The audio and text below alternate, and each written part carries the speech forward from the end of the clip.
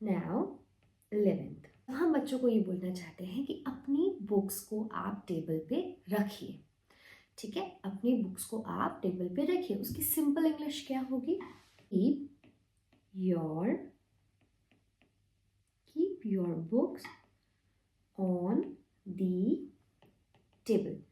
Keep your books on the table. Take out your notebook. अपनी notebook निकाल लीजिए।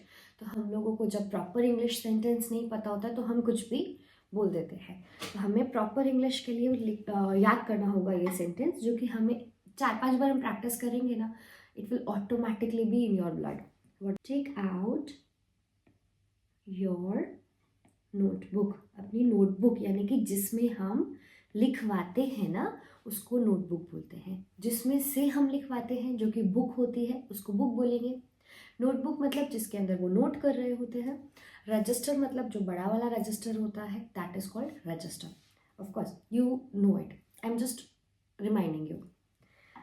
Number 13, take out your pencil. अगर हमें उन्हें बोलना है कि आप अपनी पेंसिल निकाल लीजिए, तो जिस तरीके से हमने बुक और नोटबुक के लिए बोला, उसी तरीके से हम बोलेंगे take out your pencil, take out your pen, take out your eraser, whatever you want.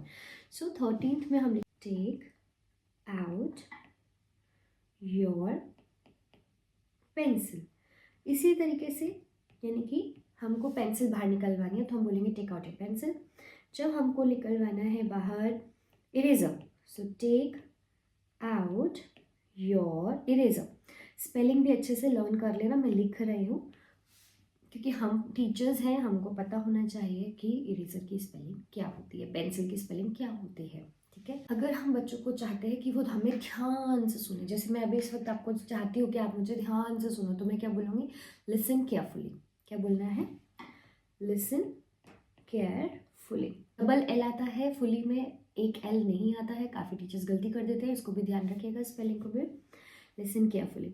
16 आता है, अगर आप चाहते हैं कि बच्चे आपको बोर्ड पे देखें, बच्चे बोर्ड पे देखें, तो आप क्या बोलेंगे?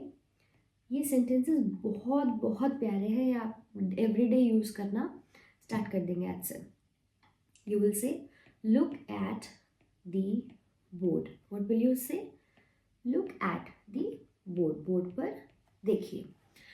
अगर हम चाहते हैं कि बच्चे आपस में बात नहीं करें, तो हम क्या बोलेंगे? वेरी सिंपल, ये सब आपको पता ही है, जस्ट हम रिवाइज कर रहे हैं ताकि हम लोग सबकॉन्शियस माइंड में हम लोग क्या बोल जाते हैं? दूसरी लैंग्वेज बोल जाते हैं। English we don't use that much in few cases, so that in that scenario we have to use these sentences continuously for few days, and then it will automatically be in your dictionary. So number 17 is do not talk, यानी कि बातें मत करो। do not talk. Point number 18, अगर हम चाहते हैं कि हमारा बच्चा, जो हमने किसी से कुछ क्वेश्चन पूछा और वो बहुत ज़ोर से आंसर दे रहा है, तो हमें क्या बोलना है उसको? बेटा प्यार से धीरे से बोलो। तो हमें उसको क्या बोलना चाहिए? स्पीक सॉफ्टली, यानी कि प्यार से बोलो। तो हम कैसे बोलेंगे? Speak softly. उसके लिए हमें पहले खुद भी सॉफ्टली बोलना पड़ेगा। ठीक है, कभी हम चिल्ला रहे हैं स्पीक सॉफ्टली, तो वो बोलेगा, वो मन में सोचेगा बच्चा कि मैम पहले आप तो सॉफ्टली बोलिए। Speak softly.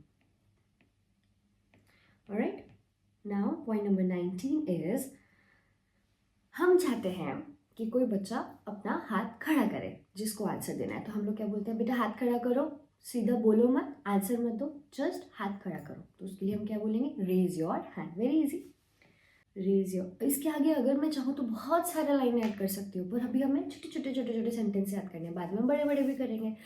इसके आगे हम ये बोल सकते हैं, if you know the answer then raise your hand, है ना? Many sentences can be made with this one sentence. So only we are supposed to learn only 3 to 4 words of sentences of 3 to 4 words. Okay. So point number 19 is raise your hand. Now point number 20.